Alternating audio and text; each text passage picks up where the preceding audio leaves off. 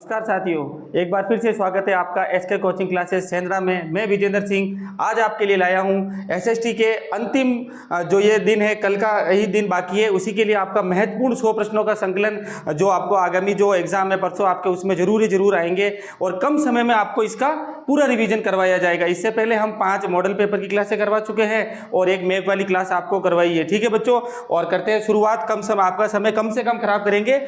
ठीक है, और देखते हैं पहला प्रश्न। पहला प्रश्न है बच्चों, निम्नलिखित में से कौन एक प्रसिद्ध उपन्यास आनंद मठ के लेखक है? इसका सही ऑप्शन है बच्चों बंकिम चंद्र चटर्जी। कौन है बच्चों इसका जो लेखक है इसके? वो है बंकिम चंद्र चटर्जी। ठीक है बच्चों, अगला प्रश्न देखते हैं। निम्नलिखित में से कौन सा एक असुमेलित है? असुमेलित मतलब इसका मैच नहीं हो रहा है, मिसमैच है। पहला ऑप्शन है भारतीय जनता पार्टी, उसका सामने चुनाव चिन्ह है कमल का फूल, ये सही है। ठीक है, इंडियन नेशनल कांग्रेस INC, इसका हाथ, ये भी सही है। ठीक है बच्चों, बहुजन समाज पार्टी, ठीक है, बहुजन समाज पार्टी। ठीक है बच्चों, ये इसका है जो ऑप्शन गलत है। ठीक है, बहुजन समाज पार्टी का क्या है? BSP का हाथी। ठीक है बच्चों, तो इसका सही ऑप्शन है बहुजन समाज पार्टी। और अगला है ऑल इंडिया तृणमूल कांग्रेस, इसका पुष्प और फूल, ये सही ऑप्शन है बच्चों। घरेलू अर्थव्यवस्था का विश्व की अर्थव्यवस्था के साथ जुड़ाव क्या कहलाता है? अपनी जो अर्थव्यवस्था है उसको दूसरे देशों की अर्थव्यवस्था के साथ जुड़ाव करना क्या कहलाता है बच्चों? पहला ऑप्शन है पश्चिमीकरण, दूसरा वैश्वीकरण, निजीकरण और आधुनिकीकरण। इसका सही उत्तर होगा वैश्वीकरण। ठीक है बच्चों, ग्लोबलाइजेशन। ठीक है, अगला प्रश्न, निम्नलिखित में से मुद्रा का क्या कार्य है? मनी मुद्रा का क्या कार्य है बच्चों? मुद्रा मापन के लिए काम आती है, कोई चीज खरीदते मार्केट से उसके मापने के लिए काम आती है, मापन के रूप में, भुगतान के रूप में, ठीक है, संचय बचत के रूप में, ठीक है बच्चों, बचत के रूप में, और उपयुक्त सभी। तो इसके तीनों ऑप्शन है जो सही है बच्चों। मापन के रूप में काम आती है, भुगतान के रूप में भी काम आती है और संचय के रूप में भी। तो इसका सही उत्तर होगा उपयुक्त सभी। अगला प्रश्न, औद्योगिक क्रांति सर्वप्रथम कहाँ प्रारंभ हुई थी? औद्योगिक क्रांति की शुरुआत है जो बच्चों कहाँ से हुई थी? ठीक है, मतलब कि जो प्रोडक्शन हो रहा था घरों में हाथों के द्वारा, उसको मशीनों के द्वारा कौन से देश से उसकी शुरुआत हुई थी? पहला ऑप्शन है जर्मनी, दूसरा इंग्लैंड, इटली और फ्रांस। जो इसकी शुरुआत हुई थी बच्चों वो हुई थी इंग्लैंड से। ठीक है, अगला प्रश्न देखते हैं। गीत गोविंद की रचना किसने की थी? गीत गोविंद ये एक जो रचना है, इसके रचनाकार कौन है? इसका सही उत्तर है बच्चों जयदेव। ठीक है, इसके रचनाकार है जयदेव। अगला प्रश्न, संसाधनों का एक महत्वपूर्ण लक्षण है, संसाधन है उसका महत्वपूर्ण लक्षण, उसका महत्वपूर्ण गुण क्या है? उसके अंदर उपयोगिता, संरक्षण, नियोजन और वर्गीकरण। जो इसका सही उत्तर होगा वो होगा बच्चों संसाधनों का उपयोगिता। संसाधन जब उपयोगी होंगे तभी अपने काम के हैं, बाकी नहीं है। ठीक है, अगला प्रश्न, भारतीय वन्य जीव अधिनियम कब लागू किया गया था? बच्चों आपको बार बार बता चुके हैं, भारतीय वन्य जीव अधिनियम 1972 को लागू हुआ था और 1973 में टाइगर प्रोजेक्ट की शुरुआत हुई थी। ठीक है बच्चों, अगला प्रश्न देखते हैं।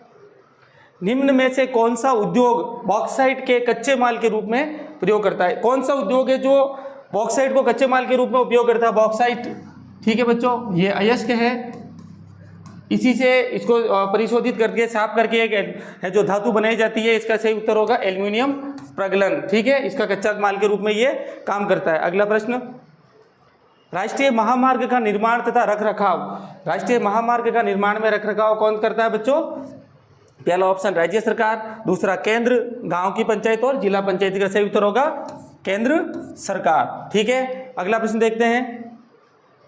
भारतीय जनसंघ को कब और किसके द्वारा गठित किया गया था? भारतीय जनसंघ को कब और किसके द्वारा गठित किया गया था? भारतीय जनसंघ एक आज़ाद भारत से के समय है जो इसको गठित किया गया था। ये भारतीय के एक राजनीतिक दल था और इसका गठन किया गया था 1951 में श्यामा प्रसाद मुखर्जी द्वारा, जिसे आज आप BJP के नाम से जानते हैं, ये वाली पार्टी है। ठीक है बच्चों, अगला प्रश्न देखते हैं।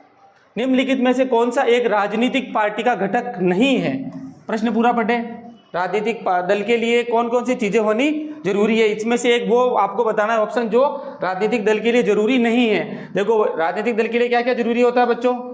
नेता होगा, ठीक है, नेता के अनुयायी हो गए, और नेता के अनुयायी है तो इसी के अलावा जो पार्टी है, पार्टी के सक्रिय सदस्य, तीनों मिलके ही किसी पार्टी का या दल का निर्माण करते हैं। इसका सही जो उत्तर, इसका ऑप्शन है नहीं है, नहीं है में होगा बच्चों व्यापारी। ये तीनों मिलके दल बनाते हैं, ठीक है बच्चों, ये नहीं बनाता, ये दल का आवश्यक अंग नहीं है।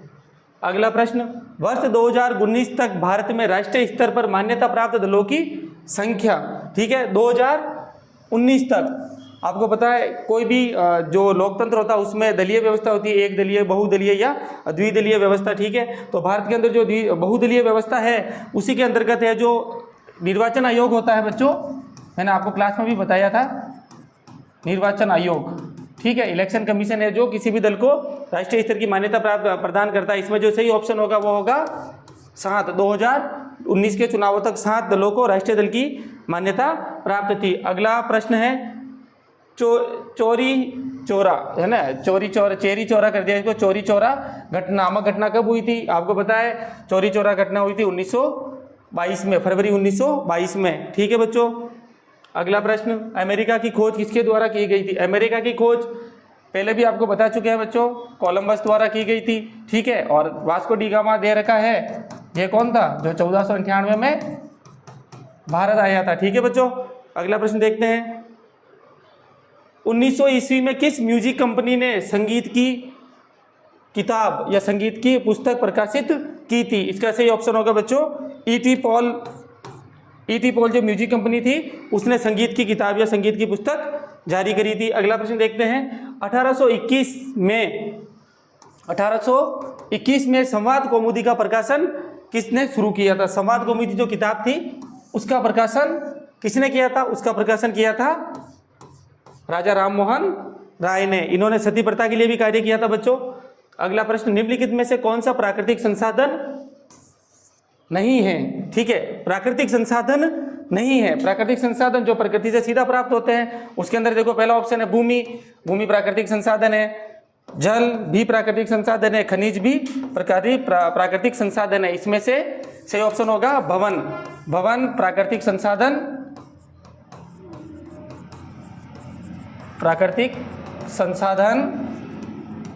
नहीं है, ठीक है बच्चों, इसका सही ऑप्शन होगा भवन।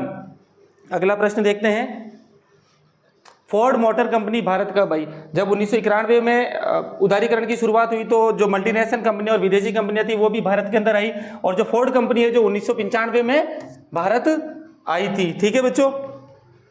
अगला प्रश्न देखते हैं, राष्ट्रीय राजमार्ग संख्या 1 किस नाम से जाना जाता है? राष्ट्रीय राजमार्ग संख्या 1 NH1 नेशनल हाईवे 1, इसको किस नाम से जाना जाता है? शेरशाह सूरी मार्ग के नाम से जाना जाता है, जिसे ग्रांड ट्रंक रोड भी बोला जाता है बच्चों, ठीक है। अगला प्रश्न देखते हैं, नेशनलिस्ट कांग्रेस पार्टी का चुनाव चिन्ह, नेशनलिस्ट कांग्रेस पार्टी एनसीपी का चुनाव चिन्ह है बच्चों घड़ी, ठीक है, इसका चुनाव चिन्ह क्या है? घड़ी, ठीक है। अगला प्रश्न, नमक यात्रा कब शुरू हुई थी? नमक यात्रा जिसे आप दांडी यात्रा के नाम से भी जानते हैं, ठीक है बच्चों, नमक तोड़ो कानून के लिए बनाई गई थी, चालू की गई थी गांधी जी द्वारा। ये 12 मार्च 1930 को शुरू हुई थी और 6 अप्रैल 1930 को खत्म। इस दिन तो हुई थी शुरू और इस दिन हुई थी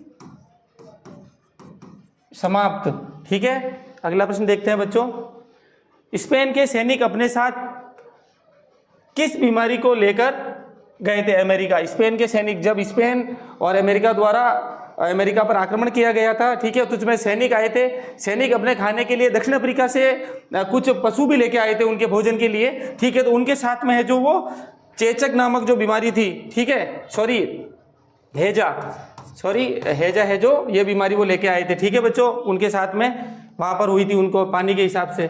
बम्बई में पहली कपड़ा मिल कब स्थापित की गई थी? भारत में पहली कपड़ा मिल 1954 में स्थापित की गई थी, ठीक है।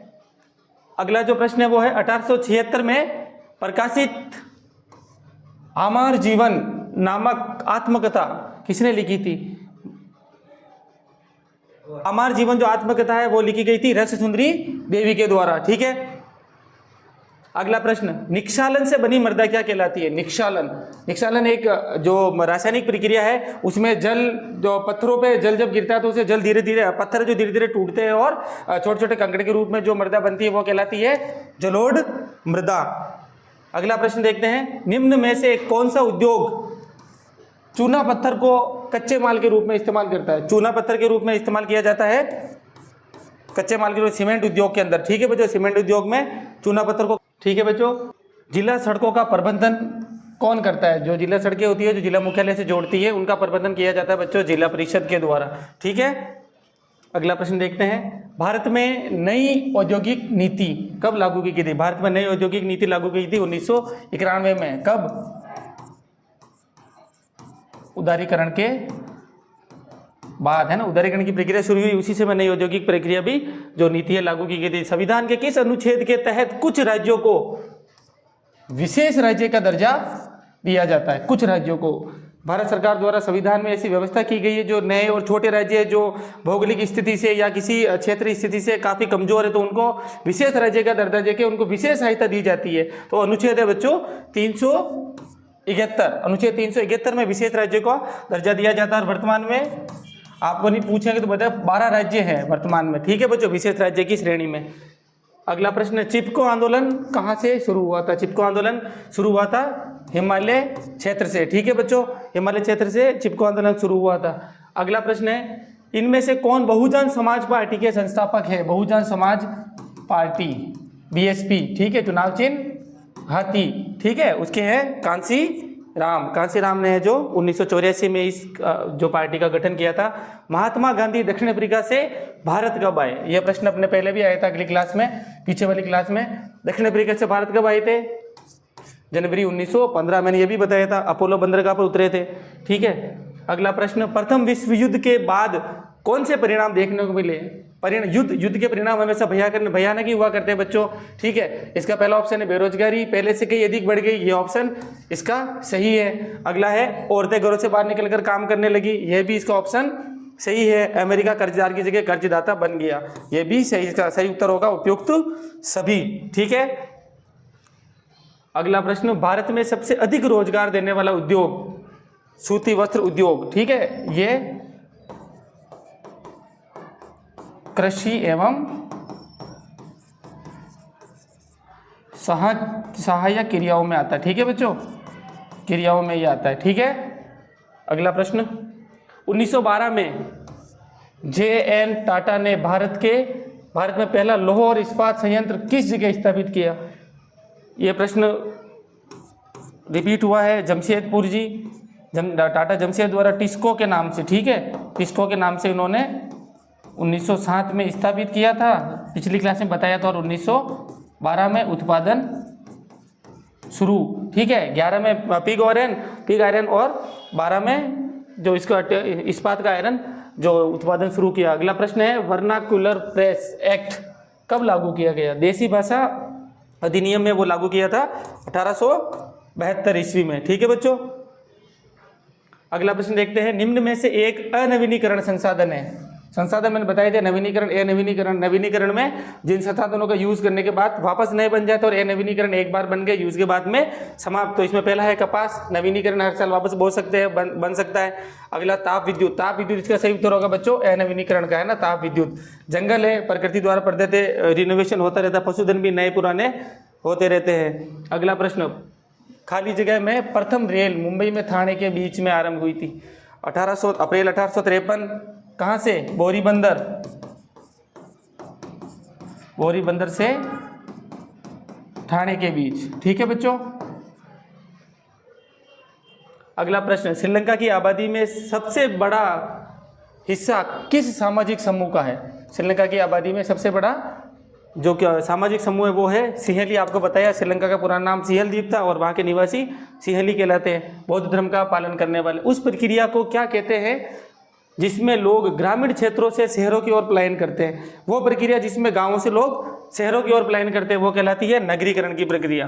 ठीक है, अगला प्रश्न देखते हैं, गुजरात के बारडोली किसान आंदोलन का नेतृत्व, किसान आंदोलन कब हुआ था बच्चों? ये 28 में, उसका नेतृत्व किया था सरदार वल्लभ भाई पटेल ने। ठीक है, लगान वर्दी के विरोध में। ठीक है, लगान वर्दी के विरोध में। कृषि आधारित उद्योग नहीं है, इसमें से वो उद्योग आपको छांटना है या वो टिक करना है जो कृषि पर आधारित नहीं है, जिससे कच्चा माल कृषि से नहीं मिलता। चीनी उद्योग पहला, दूसरा तेल उद्योग, तीसरा लौह इस्पात उद्योग और सूती वस्त्र उद्योग। इसका सही उत्तर होगा लौह इस्पात उद्योग, क्योंकि ये किस पर आधारित है बच्चों? खनिज पर। बाकी ये चीनी, ये भी कृषि से, गन्ने से। ठीक है, तेल उद्योग ये भी कृषि आधारित है और सूती वस्त्र उद्योग ये भी कृषि आधारित है। अगला प्रश्न देखते हैं, निम्नलिखित में से किसने सूती कपड़ा मिल की रूपरेखा सामने रखी थी? सबसे पहले वो व्यक्ति कौन था जिसने सूती जो कपड़ा मिल थी उसकी डिजाइन, उसकी मशीनरी के लिए उसकी रूपरेखा तैयार की थी? इसमें से सही उत्तर होगा रिचर्ड आर्कराइट ने। ठीक है बच्चों, अगला प्रश्न है, सुमेलित करने का कौन सा एक असुमेलित है? ठीक है, जो मिसमैच है उसका ढूंढना है। इधर क्षेत्रीय दल है, उनका चुनाव चिन्ह है क्षेत्रीय दल, समाजवादी पार्टी साइकिल। ठीक है, इसका सही उत्तर है राष्ट्रीय जनता दल लालटेन।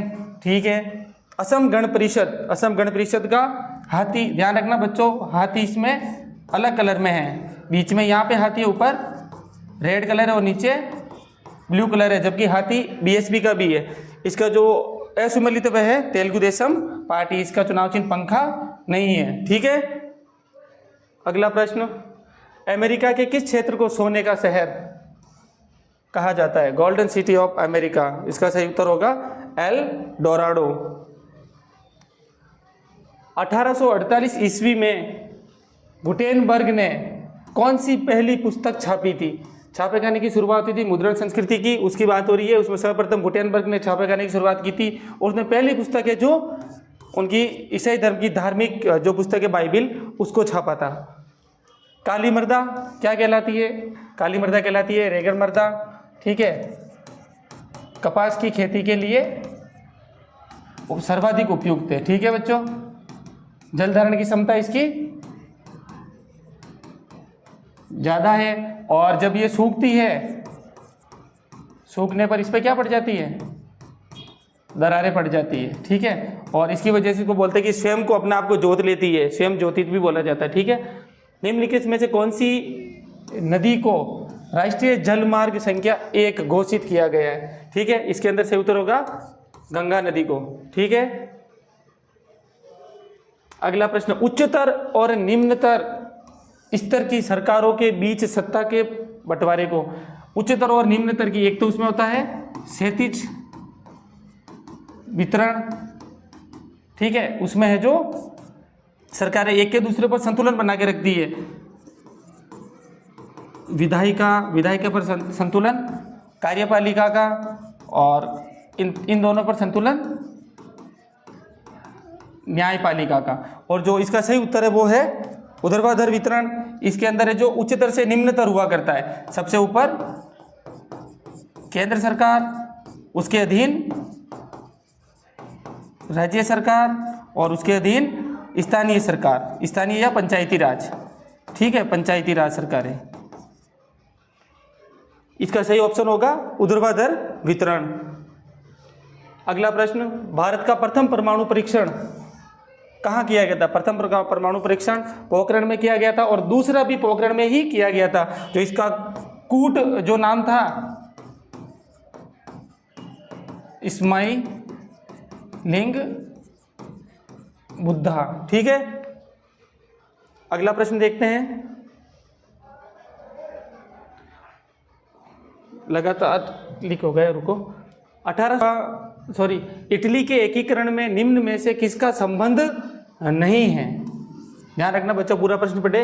निम्न में से इटली के एकीकरण में किसका संबंध नहीं है? इसका पहला ऑप्शन है बिस्मार्क, दूसरा मेजिनी, काबूर और गैरिबाल्डी। तो इसका किसका संबंध नहीं है? बिस्मार्क का। बिस्मार्क का संबंध जर्मनी से, जूसेफ मेजिनी इटली के एकीकरण से संबंधित है, काबूर इटली के एकीकरण से संबंधित है और गैरिबाल्डी इटली के एकीकरण से संबंधित है। अगला प्रश्न, 1830 की क्रांति के बाद फ्रांस में किस प्रकार का शासन स्थापित हुआ था। 1830 की जो फ्रांस की क्रांति हुई थी उसके बाद में गणतंत्र को राजतंत्र को समाप्त करके वहाँ पर है जो बच्चों संवैधानिक राजतंत्र की स्थापना की गई थी। ठीक है, अगला प्रश्न देखते हैं, काबूर कौन था? काबूर कौन था? यह इटली के पीडमांट का प्रधानमंत्री था। ठीक है बच्चों, पीडमांट के जो पीडमांट क्षेत्र इटली का प्रधानमंत्री था और यह इटली के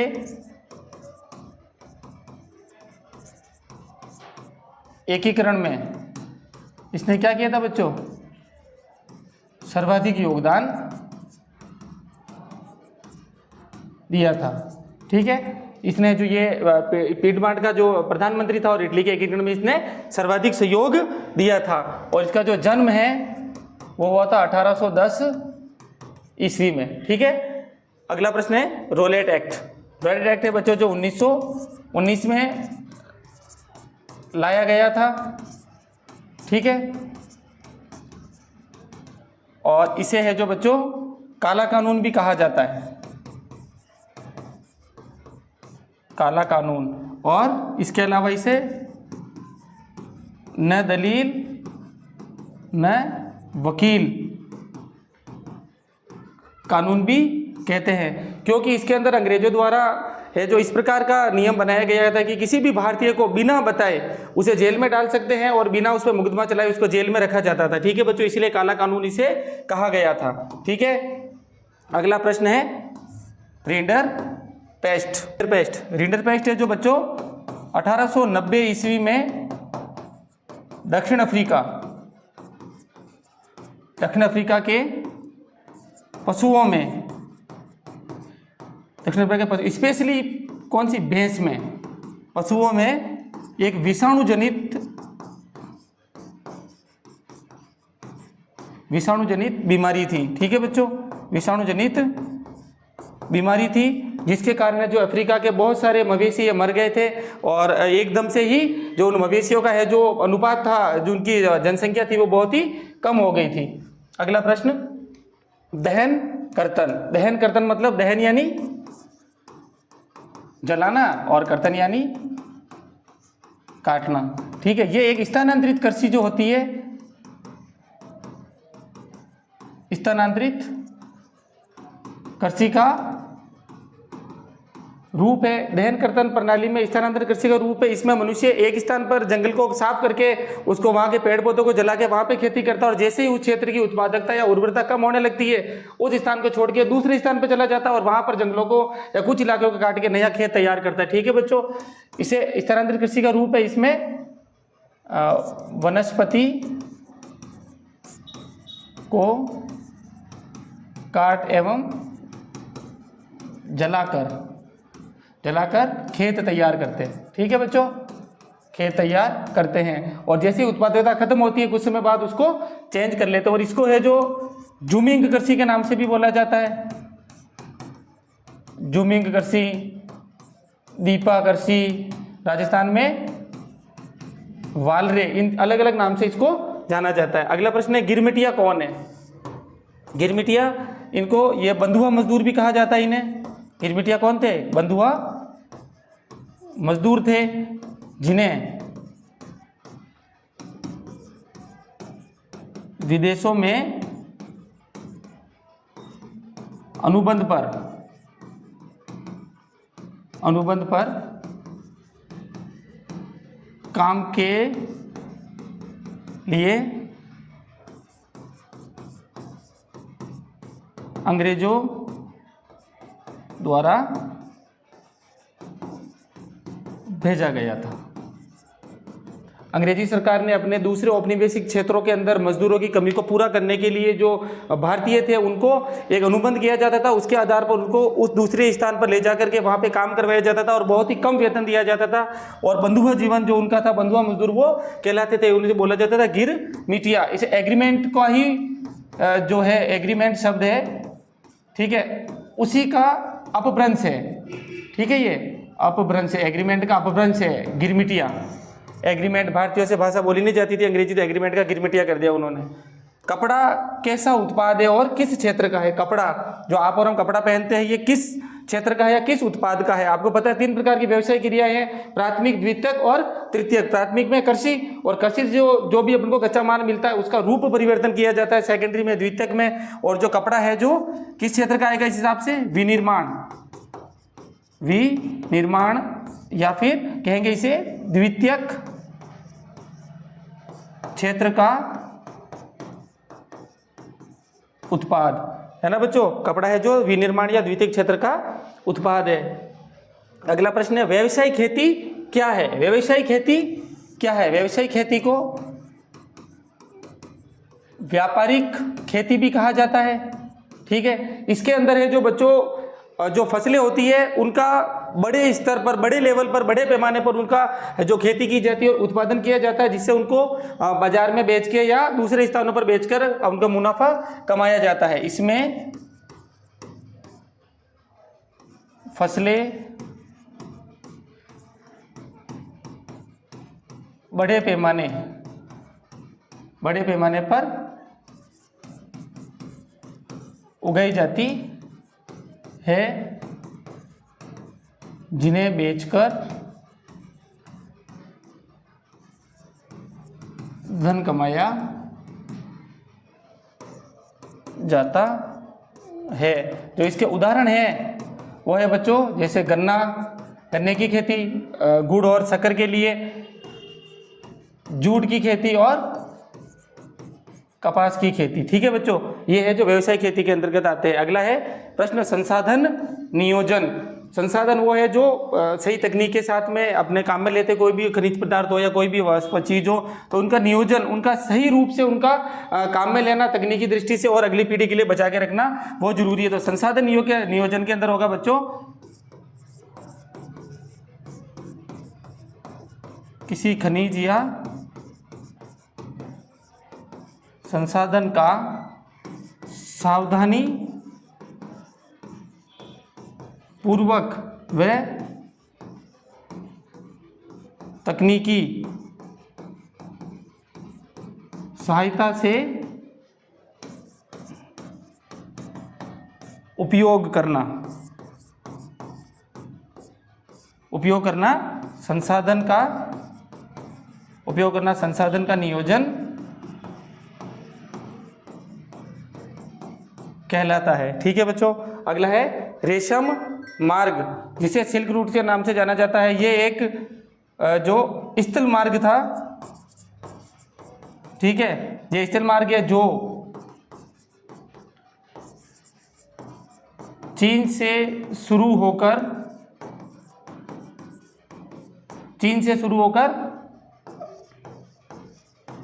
मध्य एशिया, अफ्रीका, यूरोप तक जाता था। और इस पर मुख्यतः है जो रेशम का व्यापार होता था, मुख्यतः रेशम का व्यापार होता था, ठीक है बच्चों। इसीलिए इसे रेशम मार्ग या सिल्क रूट कहा गया है। ये चीन के जो हो वंश थे उनके द्वारा शुरू किया गया था। वो चीन से सामान लेके और जब अपनी रेशम लेके विदेशों तक बेचने जाते थे स्थल मार्ग से।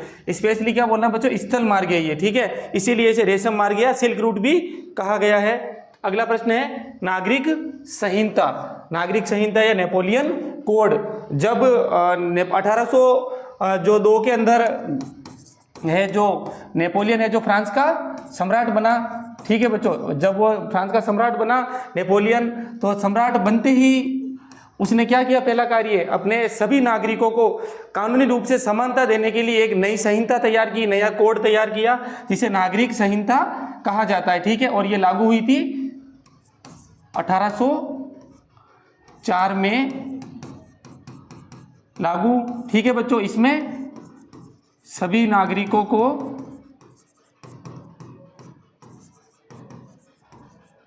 कानूनी दृष्टि से समान अधिकार प्राप्त थे, ठीक है, प्राप्त हुए। प्राप्त हुए। और इसी में है जो इसने क्या किया था, विशेषाधिकार समाप्त कर दिए थे। किसी भी जाति धर्म के आधार पे विशेषाधिकार तो जो थे उनके, वो विशेषाधिकार क्या कर दिए, उसने समाप्त कर दिए। और इसी में जो अगला पॉइंट है वो है विशेषाधिकार समाप्त और सामंती व्यवस्था, जो फ्रांस में सामंती व्यवस्था थी उसकी भी क्या कर दी गई, समाप्ति कर दी गई थी। ठीक है, ये सब हुआ था नागरिक संहिता में जो 1804 में लागू हुई थी। ठीक है बच्चों, नेपोलियन के द्वारा हुई थी। और इसके अंदर जो प्रमुख था, सभी नागरिकों को कानूनी दृष्टि से समान अधिकार प्राप्त हुए, विशेषाधिकार समाप्त और सामंती व्यवस्था की समाप्ति की गई थी। वियना कांग्रेस, देखो बच्चों वियना कांग्रेस प्रश्न है जो वियना कन्वेंशन के नाम से भी आता है, जो 1985 में हुआ था, जो पृथ्वी का जो शिखर सम्मेलन हुआ था उसमें ओजोन परत के क्षरण से बचाने के लिए। लेकिन ये अलग है, ये है वियना कांग्रेस जो आयोजित हुआ था 1815 में। कब आयोजित हुआ था बच्चों, 1815 में वियना कांग्रेस। जब नेपोलियन की वाटरलू के बाद में हार होने लगी 1812 के युद्ध के बाद में, तो उससे है क्या, उससे पूर्व नेपोलियन द्वारा पूरे यूरोप को अलग अलग स्थानों को जीत लिया गया था। और जब उसकी हार हुई, उसकी मृत्यु के बाद में है जो यूरोप के जो सभी देश है वो इकट्ठे होकर यूरोप को पुनर्निर्माण, मतलब यूरोप का जो पुरानी स्थिति उसी में पहुंचाने के लिए सभी देश इकट्ठे हुए और उन्होंने जो वियना कांग्रेस का आयोजन किया था। ठीक है बच्चों, 1815 में ऑस्ट्रिया की राजधानी वियना में, ठीक है, वियना में आयोजित ये कांग्रेस आयोजित हुई थी। और जो इसका उद्देश्य था वो था बच्चों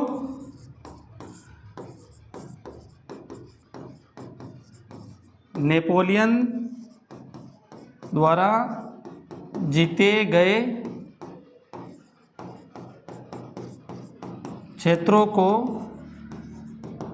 पुनः बांटना और यूरोप का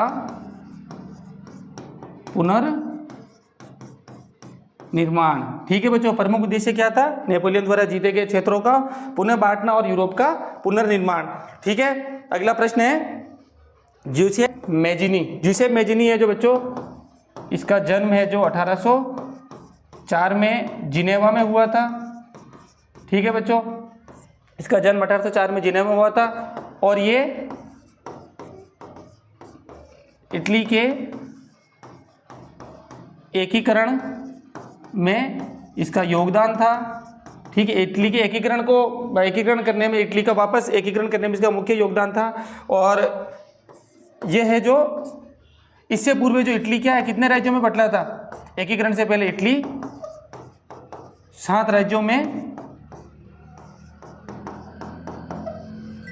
बटा हुआ था। ठीक है बच्चों, ये हो गए आपके सभी इंपॉर्टेंट 100 क्वेश्चन थे। और मैं आशा करता हूं कि जो इतने भी क्वेश्चन आपको करवाए गए हैं अभी तक, वो आपके कल एग्जाम में आपको करने को देखने को मिले। और आशा ये भी करते हैं कि आप उनको अच्छे तरीके से अटेंड करें, शांति से अटेंड करें। और जो ये क्वेश्चन बचाए गए एक बार रिवीजन करें, इसके अलावा भी आपको जो भी पढ़ाया गया उसको भी रिवीजन करें। ठीक है, और हम मिलते हैं आपसे कल वापस, जब आपका एग्जाम होगा उसके बाद है जो अपन है जो पेपर का है जो वापस लाइव सॉल्यूशन करेंगे। आपको जो भी क्वेरीज होगी उनकी जो है समस्या का समाधान किया जाएगा। ठीक है बच्चों, धन्यवाद, जय हिंद।